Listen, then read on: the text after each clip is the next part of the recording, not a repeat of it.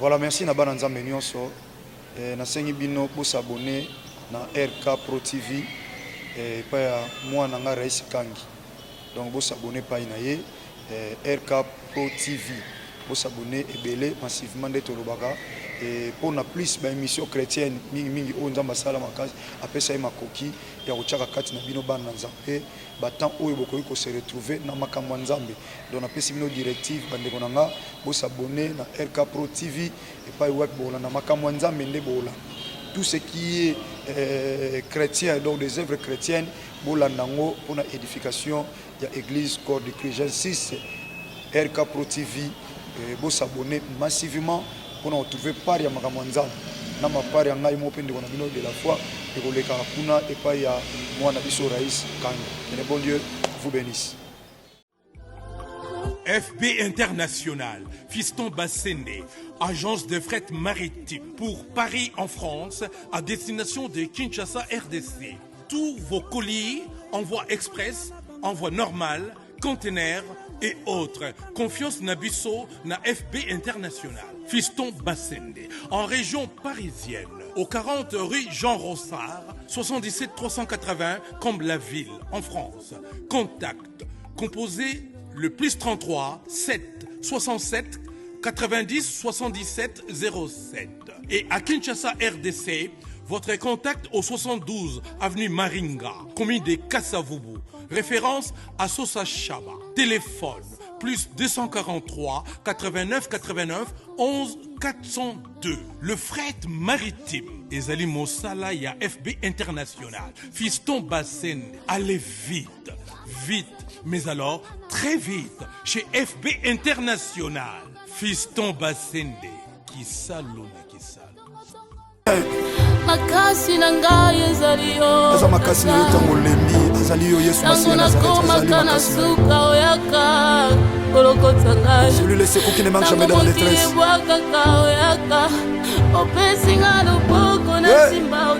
Alléluia, alléluia. Nanya koki kosala boye lokola yo nzamba bomoi. Tika histoire de Christ. Nanya lokota ka lokola yo papa. Papa ya bitiki ya bofela na baveve. Le père des orphelins, le mari de veuves, le défenseur des veuves. Alléluia. Tika nyonso tata. Message ezokota. Ebondisa mitema.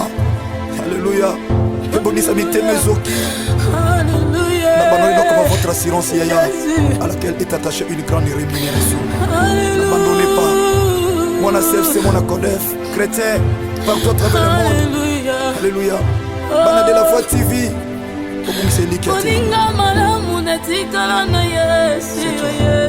C'est toi, Yaya. Natango ya pasi yonandaka na salo kino na konda. Eloko esalama te boyo obengaki ye moninga na yo. Kanga mpe lokola moninga Yesu nasalelaka yo. Na mikabi na maboko na yo nzamba boboy. Lokola instrument ya pamba nalingi yosalela ngai. Lokola moumbu Yesu na kiti sala lulengo lingi. Oh, sala lulengo lingi nzamba boboy. Hallelujah. Oh, hallelujah. Makasi nangasi yo Yesu. Makasa baebali mba izaka kayo mokonzi.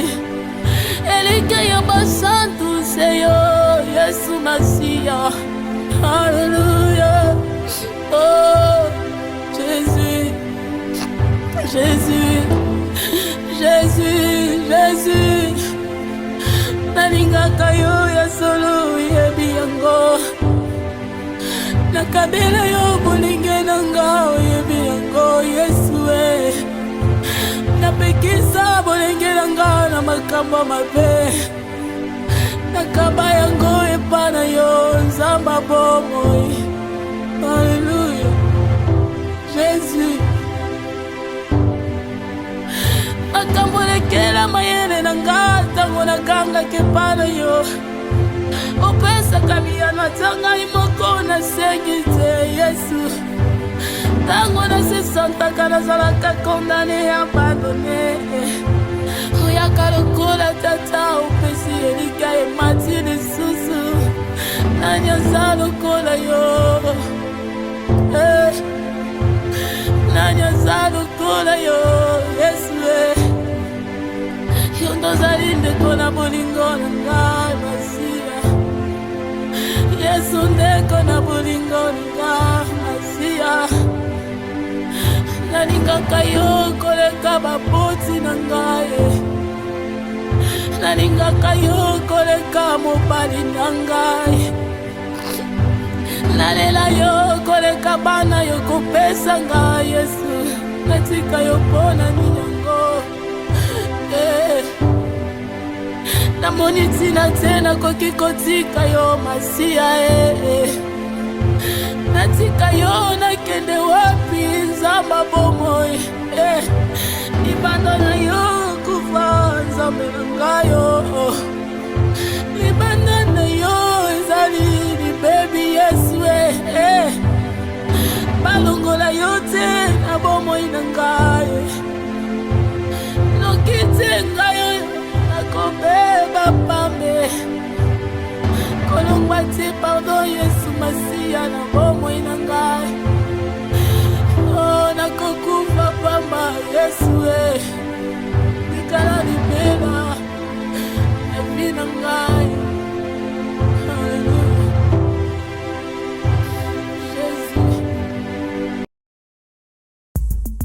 Alors, abonnez-vous massivement et surtout n'oubliez pas de décrocher la cloche de notification pour ne rater aucun de nos programmes. RK Pro TV. Au commencement était la parole, et la parole est Christ. Radio Parole Vie, la radio qui donne la vie à travers la parole. Shalom, shalom, chers auditeurs et auditrices de la radio Parole Vie, la RPV. Les beaux amis partent à travers le monde entier, en Amérique, en Asie, en Océanie, en Europe, tout comme en Afrique et pas tous amis. Tika bolingongolo pe bolam ya Christ et banakobile bne pe beaux amis, bien-aimés dans le Seigneur. Je l'ai toujours dit, je suis le prédicateur de la bonne nouvelle. Nate akabasi pe mibala kondima. Merci papa, merci maman. Nalibaku malam tozuna butu to pe na tongwa lelo. Yakote abino sango malam. Tika lole bakufungama likolo na bino ba ibomi pesa mikumba kukata pongi butu to pe tongo nyoso. Nipona kusomba to pe koteka. Tika lola iba kufungama likolo na bino. Merci bien-aimés dans le Seigneur. Nous avons une grande activité dans la radio Parole Vie où par la grâce de Dieu Tobanango lobby vendredi. Bien-aimés, et cette activité oyo tu peux comprendre ce qui famille na biso eza vase vide tu peux ene loko na kati ya vase pour découvrir un lobby par la grâce de Dieu ce qui Christ a misongélité. Bien-aimé, la bonne de l'io radio Parole Vie eza radio oyo nzambe atindi pour que nanzela nango mabuta et mona bolamu ya Christ pepo na kokola na vie chrétienne. La Bible dit tant moi na moto akozonga est-ce que okuta kondima bien-aimé de Seigneur, est-ce que okuta mitema bato kotika la attaché pas na Christ, parce que la Bible dit dans l'évangile de Matthieu chapitre 24 verset 12 que lorsque l'iniquité sera accrue, l'amour d'un plus grand nombre se refroidira. C'est ce que nous vivons aujourd'hui. Le kola mabe ekomi mingi na mukili, bolunga bato bele ekomi pio, na basai na nzambe, na bana na nzambe, na ba pagan. Bolunga bato bele ekomi pio. Mais tout bon de la nzambe to simba kondima. Pour que na kozonga mwana moto kondima e bebi samate. La Bible dit litombani ni muto kozwa alonga nyoso mukili. Bongo soki abongisi amnaye. Bien-aimé, la vie est tellement sacrée. Après cette vie, il y aura encore une autre vie. Même l'iwa, ce n'est pas ça la finalité. Il y a encore une autre vie qui nous attend devant. Merci. Bien-aimé, t'aimes te le bela, ezali, aucun malheur ne t'arrivera. Baki malheur eza tout simplement événement mo ya pasi. Événement ya pasi ya mao. Baki ngo lobi eza batu mususu lo bosambelaka. Mais pourquoi ma bezo komela yo? Oui. Au réaliser Jean-Baptiste P. Bande ko bondela. D'ailleurs Christ a témoigné comme malamu likolo na ye. Abenda batu nyos o babutama. Na papa pe na maman. Eza na mutu moko taza mutu ya makasi koleka Jean-Baptiste. Christ a témoigné ki na tina na ye. Mukolo moko malheur ekomelaka ye. Bakangi Jean-Baptiste croyant que Christ a aussi l'intervention. Mais Christ a yate à se déplacer. Atindi ba disciple batuna Christ mutuna maître. Est-ce que ça yo maître le but tuna yo Jean-Baptiste? Est-ce que ça yo Messie ou a présenté qui na main Jourdain? Ou a baptisé qui na main Jourdain? Est-ce que ça yo tu sengeli na yi azela mususu?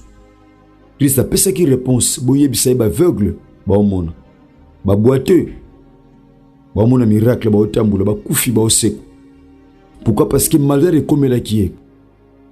Bien-aimé, malheur wana emima qui kino na liwa. Akufa bien-aimé dans le Seigneur. Jean-Baptiste.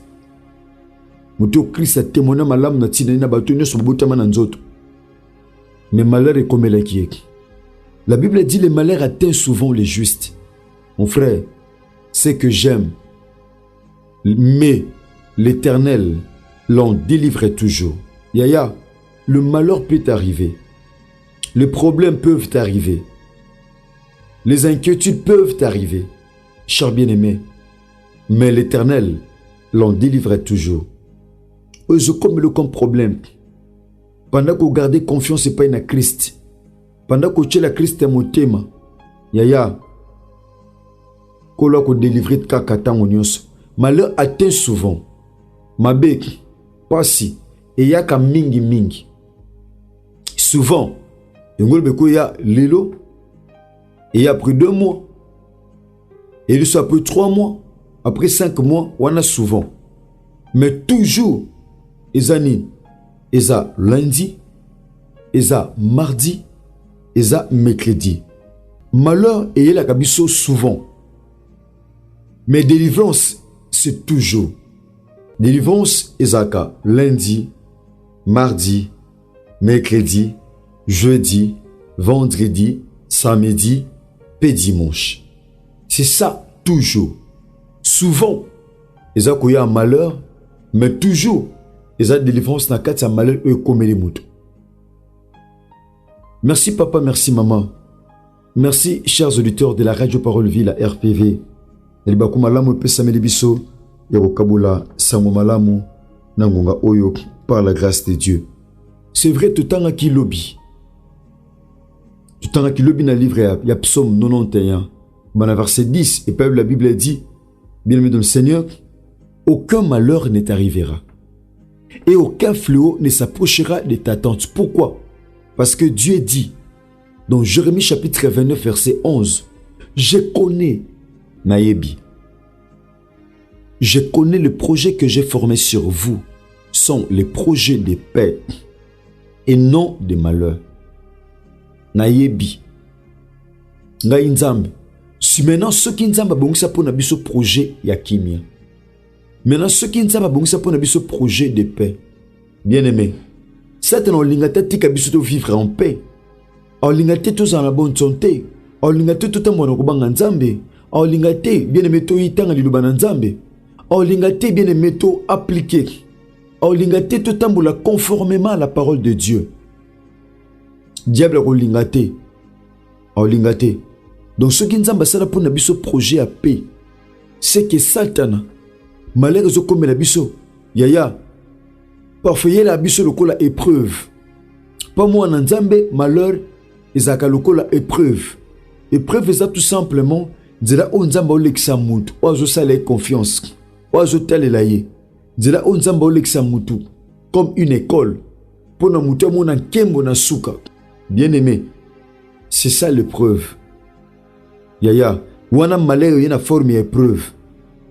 Mais oye yaka pona ko détruire via mutu complètement. Toko zali solo à Job. Job était un homme intègre. Bible bétissé te na intégrité na ye. Nzambe a bétissé te na intégrité na ye. Le diable aussi de sa manière a compris qu'il peut bétissé c'était na ndenge na ye. Nzambe bisi Satan. Na Job chapitre 1er. As-tu vu mon serviteur Job? Il me craint. Na sena tango ezana mutu mota banganga lokola Job. Satan dit abanga yo parce que obate la rabiloko na ye. Tala nenge Satan ndimi ke Job abanga Nzambe. Nzambe témoigner Satan a approuvé andimi yango. Ce n'est pas important batom kibalo ba frère wana banga Nzambe. Non, ce n'est pas important. Ce n'est pas important batubalo ba ke pasteur wana banga Nzambe. Non. Muto témoignage malamu c'est Dieu et le diable. Oui. Satan mtayebi vrai témoignage à mutu. Nzambe mtayebi vrai témoignage à mutu. Satan a qui témoignage à malamu ya Job. Nzababi as-tu vu? Au moni mosali nanga Job. Na sena tango zana mutu mote aza intègre lokola ye. Eza mutu mote atosakanga lokola ye. Satabi oui, c'est vrai, certainement oui. Aza intègre.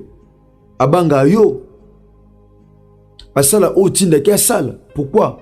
Parce que au bate la kaye, au bomba kaye. Bien aimé. Maintenant, ici, on comprend que diable, yaya, animi, témoignage, yanzambe que Job, atamula malam. C'est pas important, batuba beta maboko. C'est pas important, batuba loba.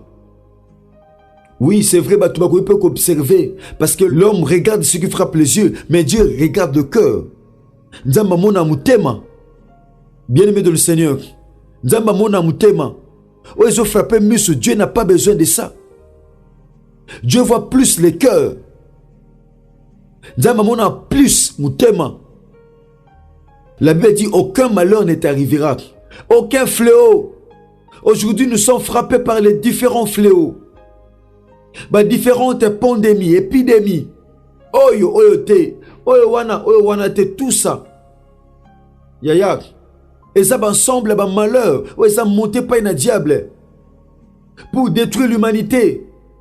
Ici maintenant, nous disons qu'aucun malheur ne t'arrivera. Moi, je crois pendant qu'ils sont en train de parler.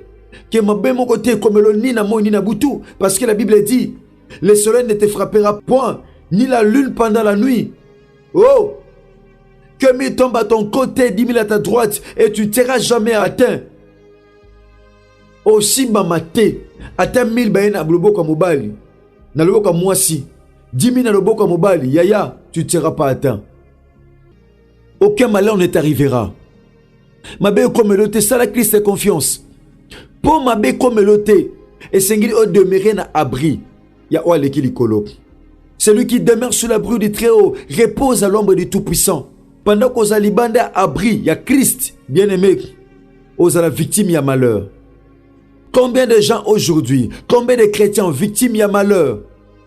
Pas si ote, pas si ote, tout ça. Et je commets la bango, pourquoi? Parce que, bazali victime, il y a malheur moko songolo. La Bible dit aucun fléau, aucun malheur ne t'arrivera et aucun fléau ne s'approchera de ta tente. Celui qui demeure sous l'abri du Très-Haut, mon frère, ma soeur, repose à l'ombre du Tout-Puissant. Solingo reposer dans l'ombre, oh l'équilikolo, repose-toi, bien-aimé. Luka ofanda, na abri, ya oh l'équilikolo. Merci bien-aimé tozongi na livre na biso tozaki nango. Otubandela ki mkwaliboso ya mardi. Tant tubandaki enseignement oyo na livre ya misiala bantoma topé les actes des apôtres, chapitre nango 28. Écoutez maintenant ce que nous dit la Bible. Bien-aimé dans le Seigneur. Écoutez maintenant ce que nous dit la Bible. Il est dit ceci. Bien-aimé, etalisaki biso penza, etamboli na ye, etalisaki biso comment Nzambe intervenaka. Na ba oba salaka ye confiance. Écoutez bien-aimé, nous sommes dans les actes des apôtres. Chapitre 28, au premier verset. La Bible dit ceci. Après nous être sauvés, nous reconnûmes que là, l'île s'appelait Malte. Les barbares nous témoignèrent une bienveillance peu commune. Ils nous recueillirent tous auprès d'un grand feu qu'ils avaient allumé parce que la pluie tombait et qu'il faisait grand froid. Paul ayant ramassé un tas de broussailles et l'ayant mis au feu, une vipère en sortit par le fait de la chaleur et s'attacha à sa main. Quand les barbares virent l'animal suspendu à sa main, ils se dirent les uns aux autres: assurément, cet homme est un meurtrier, puisque la justice n'a pas voulu le laisser vivre. Après qu'il a été sauvé de la mer, Paul secoua l'animal dans le feu et ne ressentit aucun mal. Ces gens s'attendaient à le voir enfler ou tomber mort subitement, mais après avoir longtemps entendu, voyant qu'il ne lui arrivait aucun mal, ils changèrent d'avis et dirent que c'était un Dieu. Bien-aimé, le solo les a le solo à Paul. Paul va se retrouver dans l'île à Malte. Va se retrouver liboso à peuple moko barbare, peuple moko ignorant. Peuple ayebaki makambu penzate. Peuple oyo lokola mbula enokaki tellement makasi, il a fallu baye tout là, ba se réchauffer. La Bible dit ba pelisi moto. Un grand feu. Un grand feu, bien-aimé dans le Seigneur. Mais un grand feu est bon minyoka. La Bible dit ba yambi bango. Pene ya moto munene. Pour aider un grand feu. Écoutez. Ils nous recueillirent tous auprès d'un grand feu. Ben bibiso pene ya moto munene. Quoi que moto ezaki munene. Bien-aimé. Paul azaki na makanisi yako garder intensité à moto. Yako garder moto makasi. Bien-aimé. Paul ake aluki banzete bakoni. Pour renforcer moto pela bien. Yaya. Pendant qu'elle renforçait koni na moto, la Bible dit nyoka vipère abibi na kati ya moto. Moto bando pela makasi yaya, mais vipère abima kite. Tant sozo sambele mo réaliser ba vipère ba obimate. Tant so pelisa moto ba vipère ba opeli yaya, ba olongwate.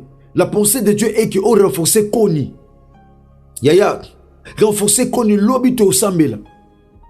Na Radio Parole Vie, tomba cette grande activité. Cet événement, bien-aimé dans le Seigneur, lobby. To sambela. Bakisa koni. Moto zaki makasi. Pe munene. Mo réaliser. Vipère nakati. Paul. Donc a renforcé koni. Oezal elembo lo sambo. Ya la Bible dit. Nyoka bimi na moto. Ya pendant que o pelisa moto te. Ya makasi. O réaliser zana ba nyoka. O liana ba nyoka. O la na ba nyoka. Nyonso kozala entouré na ba nyoka. Pourquoi? Parce que moto et la makasité. Merci. So Christ a mezongelité na bandi. Na semaine to aussi cette activité na biso to banda lobby par la grâce de Dieu. To banda na semaine wana. Pour to chiter nango par la grâce de Dieu. Zamatia mo za tellement riche peze belek. Surtout si activité autour nango auto banda vendredi, samedi, lundi peut to chiter nango mardi. Tiens mes alliés. Ma famille ne sera jamais un vase vide. Tika kole sumasia nazakati nzambe moko asolo pe abomoy. Asala binongo lupe bolam. Merci. Nous contacte tes alliés affiché wana boko komela biso soit na plus 43 89 75 70 917. Merci na Jeanne Chris Kundenga Enoch Penata qui futa pour la pambola Jeksa pe mama Amona ainsi que toute la grande famille ya Radio Parole Vie. Tika bolingongo lupe bolam ya Christ Bilabino. Ceux qui Christ a maison élité tukutani bongo lobby na activité na biso monene ozoze la biso tika kola pambola bino. Merci, que Dieu bénisse. Au commencement était la parole, et la parole Christ. Radio Parole Vie, la radio qui donne à travers la parole.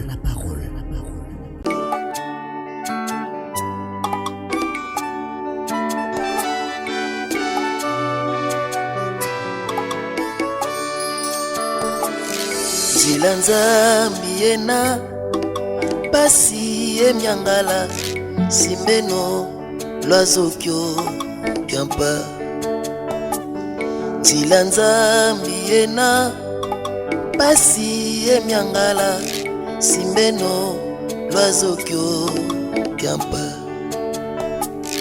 Mononza mbingeti mona malwe tivanganga sadile notangubu ena mono nzambi ngeti mona malweti vanganga sadile notangubu ena mabanza mamiki mabanza menoko Haleluya zila zambi kezi la zenoko yetisani langa koso utangudira mambunga nemuketika mabanza mamiki mabanza menoko zila zambi kezi la zenoko yetisani langa koso utangudira mambunga nemuketika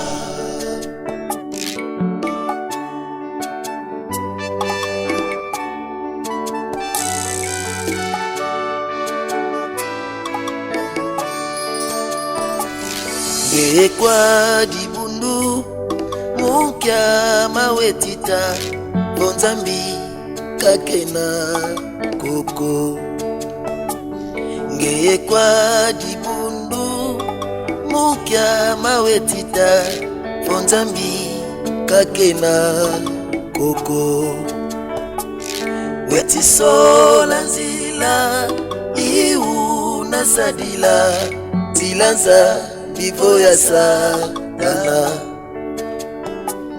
wetisola nzila iu nasadila tilanza bivo ya satana mabanza mamiki mabanza menoko tilanza ngekezi la zenoko yetisani langa koso utangudira mambunga nemuketika mabanza mamiki mabanza menoko zila zambi kezi la zenoko yetisani langa koso utangudira mambunga nemuketika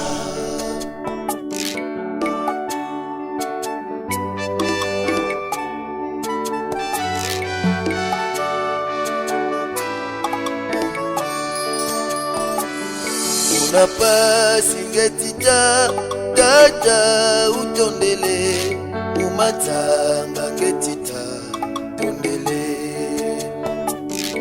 unapasi ngetita tata utondele umatanga ngetita tondele umayela ngetita tata utondele umatanga ngetita tondele umayela ngetita tata utondele umatanga ngetita tondele mabanza mamiki mabanza menoko zila zambi kezi la zenoko yetisani langa koso utangudira mambunga nemuketika mabanza mamiki mabanza menoko zila zambi kezi la zenoko yetisani langa koso utangudira mambunga nemuketika mabanza mamiki mabanza menoko zila zambi kezi la zenoko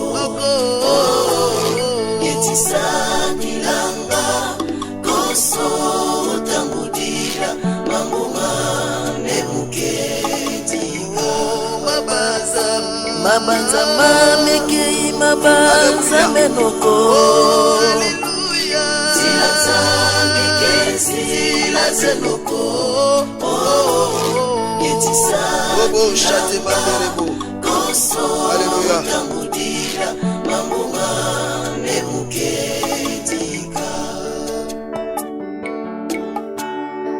Oh, Fumo. Abonnez-vous sur RK pour équilibrer votre vie. Un programme consistant pour votre vie chrétienne. Campagne évangélique. Prédication. Prière.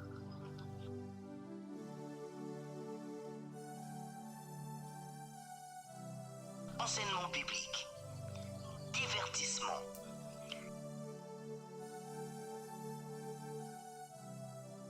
Cinéma.